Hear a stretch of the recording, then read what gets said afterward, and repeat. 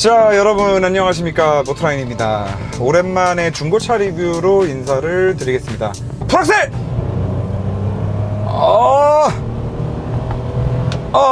50km.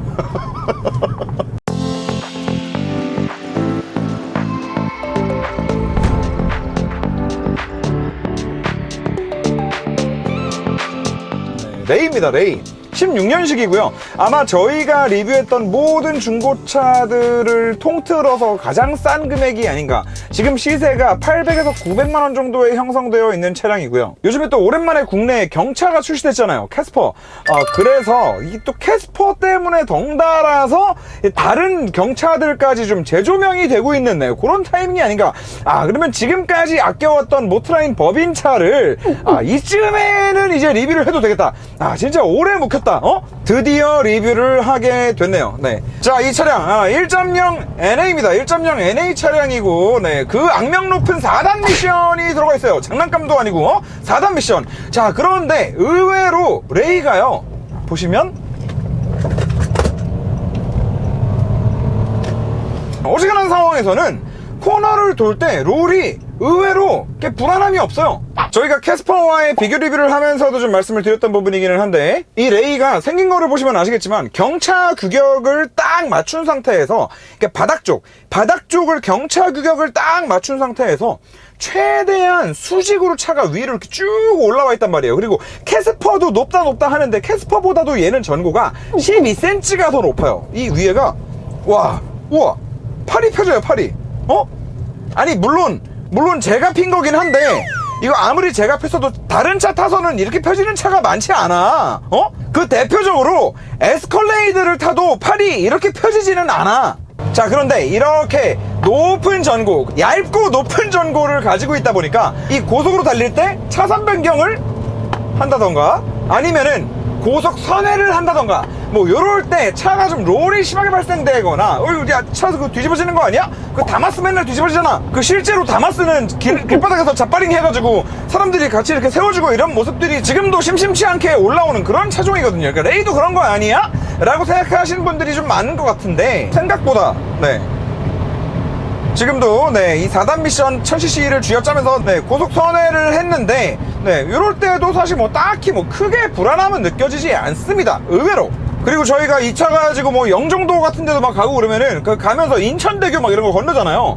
바람 장난 아니거든? 생각보다 이 넓은 면적이 옆으로 횡풍을 받아가지고 차가 휘청거리는 느낌도 생각보다 그렇게 크게 불편하지는 않아요. 그렇게 많이 불안하지는 않아. 그래서 생긴 것만 보고 저거 재수없으면 쓰러지겠다라고 생각하실 필요는 없습니다. 자, 하지만 이 차의 문제는 역시나 이 엔진과 미션과, 다시 말해서 출력이죠. 그리고 지금 이 차의 출력은 어디까지나 우리가 그냥 일반 시내, 일반 공도, 일반 고속도로를 다니기에 충분한 출력인가 아닌가를 기준으로 놓고 말씀을 드리는 겁니다. 이 차를 타고 200으로 쏜다 이런 얘기를 하는 게 아니고요. 이 차를 타고 서킷을 간다, 엄청 스포티한 드라이빙을 한다, 이런 얘기 아닙니다. 어디까지나 그냥 우리가 일상 영역에서 편안하지 않은 정도 수준의 운전이 가능하냐 하지 않냐를 놓고 말씀을 드리는 건데, 그런 기준으로 놓고 말씀을 드렸을 때 이 차의 출력은 문제가 있다. 문제가 있어. 제가 소나타 DM8 같은 경우에도 저중심 설계 플랫폼이 새롭게 적용이 되고 디자인은 좀 매기같이 생기기는 했지만 전체적으로 차량의 거동이 너무나 마음에 든다. 하지만 아직은 사지 말고 기다려 라고 말씀드렸던 게 바로 그 2.0 NA의 6단 미션 조합이었어요. 그게 왜 그랬었던 거냐면, 자, 지금도 여기가 이게 엄청 상당히 넓은 도로인데 이 속도 제한이 여기는 60km거든요. 60km. 자, 60km에 맞춰서 다 같이 차량들이 속도를 줄여요. 자, 그러면 줄이고 나면 어떻게 되죠?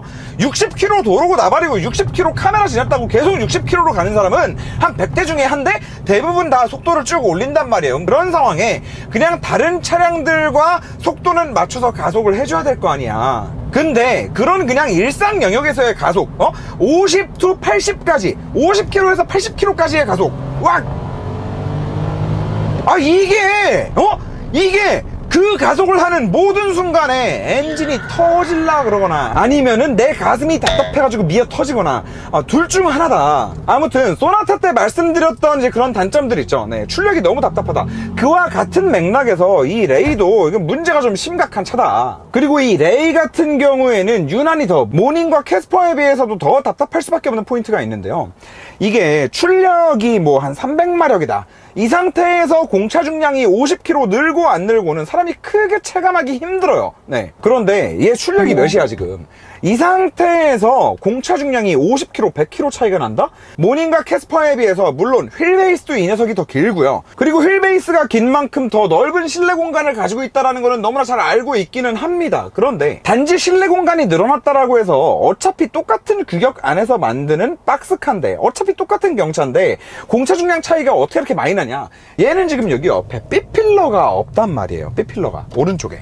그리고 대표적으로 뭘 생각해 보시면 되냐면 911 카레라 쿱보다 911 카레라 카브리올레가 공차 중량이 더 무겁습니다. 그 말은 뭐냐? 이게 단지 이 부분을 없앴다고 해서 무조건 가벼워지는 게 아니라 이런 중요한 강성을 확보하는 축 하나가 없어짐으로 인해서 다른데 더 많은 무게를 필요로 하는 강성 확보가 들어간다는 거죠. 다시 말해서 가뜩이나 1.0 NA 엔진 힘없어 죽겠는 엔진에다가 효율이 거의 전세계 최악에 해당하는 4단 미션, 거기다가 공차 중량까지 늘어난 결과 언덕길에서 지금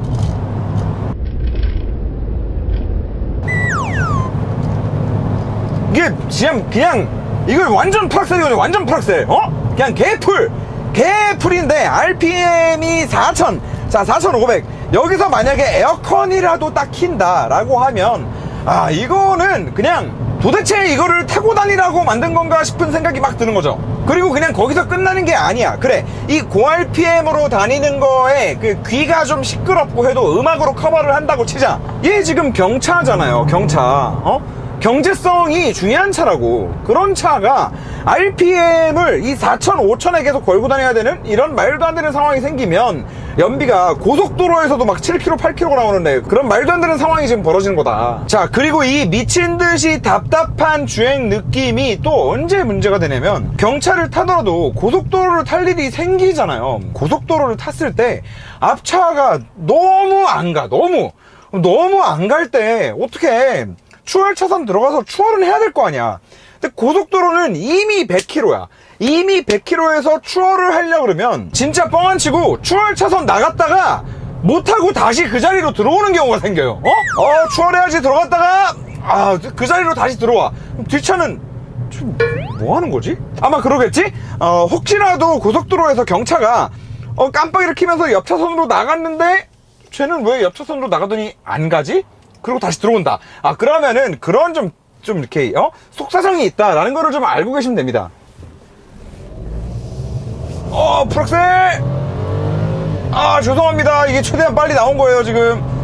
자, 그래서 이게 뭐 그냥 0 to 30, 뭐 30 to 60, 50 to 80, 뭐 90 to 120 이런 실 영역 안에서의 가속이 좀 심하게 너무 많이 답답한데 도대체 모르겠어요. 이게 어쩔 수 없이 RPM을 잡고 높게 쓰는 이런 구간이 계속 반복되다 보니까 엔진의 내구성에도 좀 영향을 주는 게 아닌가라는 뭐 그런 생각이 들어요. 지금 이 차를 회사에서 저희 이제 또치 감독님이 이제 메인으로 이제 데일리로 항상 타고 다니셨는데 업무 때도 타시고 감독님이 이렇게 쏘고 다니는 게 아니란 말이에요. 그런데 아니 뭔 놈의 주행거리 30,000km밖에 안 된 차가 나는 엔진이 뻗는 차는 처음 봤어 진짜. 30,000km 됐을 때 엔진이 뻗어가지고 물론 보증기간 내였기 때문에 그냥 뭐 무상으로 엔진을 통으로 교환받기는 했는데 그 또한 좀 그런 영향이 있는 게 아닌가. 그래서 제가 기아에 하고 싶은 말은 레이도 1.0 터보가 있었단 말이에요. 그리고 또 그 1.0 터보의 4단 미션이 아니라 CVT 미션이 물려서 있었어요. 근데 단종시켰단 말이지.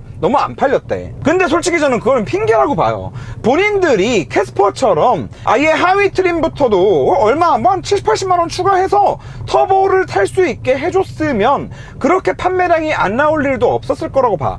그것도 거기다가 옵션질 한다고 제일 상위 트림에요. 그거 터보 제일 그렇게 비싸게 만들어 놓으니까 그 경제성을 바라보고 경차를 사시는 분들이 그걸 사냐고. 근데 일상 영역에서의 답답함을 느끼는 거는 꼭 뭐 지금 이 옵션이 있고 없고에 따라서 그게 갈리는 문제가 아니거든요. 옵션 필요 없이 나는 경제적으로 탈 거야 라고 하시는 분들한테도 터보를 구매하도록 본인들이 먼저 좀 이렇게 상품 구성도 하고 어필도 하고 그랬으면 마케팅 포인트를 그쪽으로 잡았으면 저는 얼마든지 성공했을 거라고 봐요.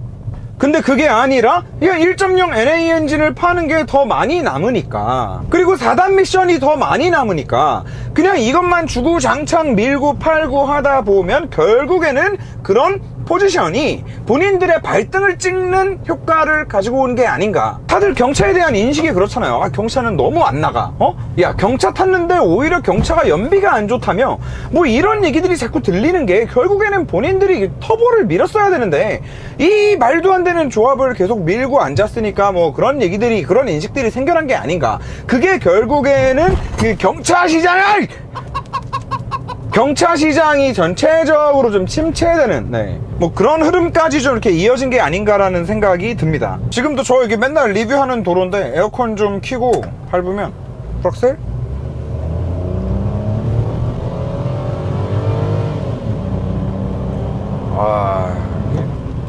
환장하는 거지. 환장하는 거예요. 아무튼 파워트레인은 그렇고 승차감 말씀을 좀 드려볼 텐데, 이게 모닝, 레이, 캐스퍼가 각각이 승차감이 다 달라요. 캐스퍼 같은 경우에는 리뷰를 하면서도 말씀을 드렸지만 이제 모닝과 비교를 한다면 훨씬 더 좀 쫀쫀한 느낌을 가지고 있습니다. 좀 요런 바닥에 잔요철들은 차 안으로 조금 더 유입을 시킬지언정 큰 요철에서의 승차감은 오히려 캐스퍼가 더 안정감도 있고 더 좋다, 이렇게 말씀을 드렸었고, 이제 레이 같은 경우에는 그냥 무지성으로 흐물흐물거리는 서스펜션, 뭐 그렇다라고 말씀을 드렸었는데, 레이는 또 조금 달라요. 레이는 또 조금 다릅니다. 아까도 말씀드렸지만 레이가 생각보다 롤이 없어요. 이런 코너에서. 생각보다 안정적입니다. 60km. 뭐 생각보다 안정적이에요, 진짜로.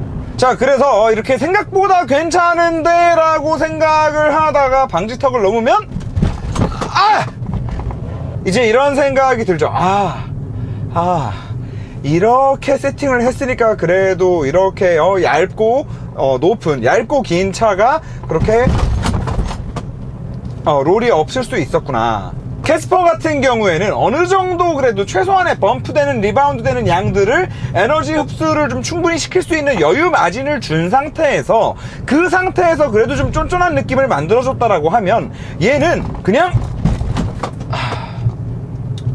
방지턱을 올라갔다가 떨어질 때, 이렇게 차가 위로 떴다가 떨어질 때, 이거 고속주행 영역에서도 항상 있는 일이잖아요. 차가 위아래로 계속 올라갔다 내려갔다 한단 말이야. 근데 이게 뜰 때가 문제가 아니라 떨어질 때 이 리바운드 되는 폭이 거의 여유 마진이 그냥 하나도 없는, 그러니까 이미 차가, 이 차량의 무게로 차가 눌려져 있는 그 상태가 그냥 거의 끝인 느낌이에요. 그리고 앞은 그나마 괜찮은데 뒤가 빡!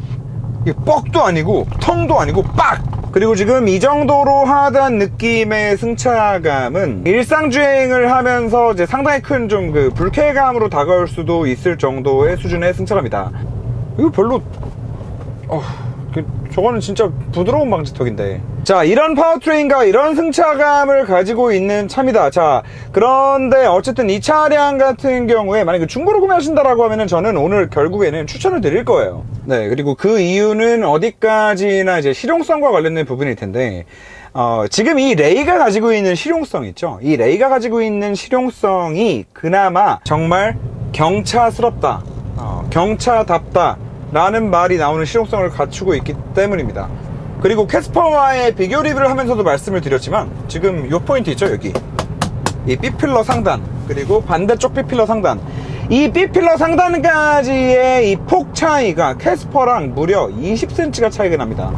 안 믿기시죠? 20cm 차이 난다는 게. 그만큼 캐스퍼 같은 경우에는 이제 위로 올라오면 올라올수록 이렇게 좀 이렇게 모아져 있는, 모아져 있는 형상을 하기 때문에 그런 건데, 그렇다고 레이라고 해서 뭐 너무 못생긴 거 아니잖아요. 경차, 근데 박스카, 딱 그 디자인 안에서 굉장히 이쁜 디자인을 잘 뽑아낸 차라고 생각이 들거든요. 그런데 지금 중고 기준으로 했을 때 이 녀석 시세가 지금 800만원, 900만원 한다고 말씀을 드렸잖아요. 물론 이 답답함을 느끼고 싶지 않다라고 하셔서 캐스퍼 터보를 간다라고 하셨을 때는 또 다른 얘기가 되겠지만, 어차피 걔도 또 캐스퍼 터보면 뭐해서 4단 미션이잖아.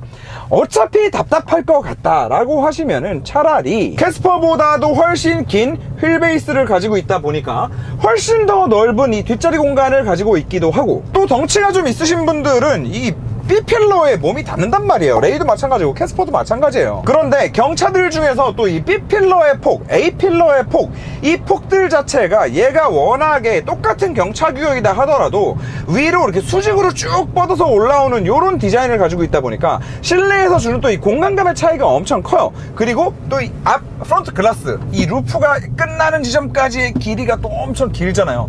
여기서부터 주는 또 이 운전자도 느낄 수 있는 공간감이라는 게 또 있거든요. 솔직히 모닝 캐스퍼 타면은 둘 다 답답한 느낌이 드는데, 레이만큼은 그래도 타고 다녀도 답답한 느낌은 들지 않는다. 무엇보다도 뒷자리, 그리고 B필러가 없기 때문에, 오른쪽에 B필러가 없기 때문에 양쪽 문을 열었을 때 짐을 싣고 내리기 너무나 좋다라는 거. 트렁크를 열었을 때 이 평평한 트렁크 바닥이 그대로 쭉 이어지기 때문에 무거운 짐도 넣고 내리기 편하다라는 거. 그리고 마지막으로 한 가지, 아까 제가 엔진을 통으로 갈았다라고 말씀을 드렸는데, 설령 엔진을 통으로 갈 일이 생긴다 하더라도 부품값이 얼마 안 비싸죠. 그리고 차에 워낙에 든 게 없어서 사실 고장날 것도 많지 않습니다. 그리고 고장이 난다 하더라도 또 부품을 상당히 또 저렴한 가격에 구할 수 있는 루트가 사실 너무 많고요.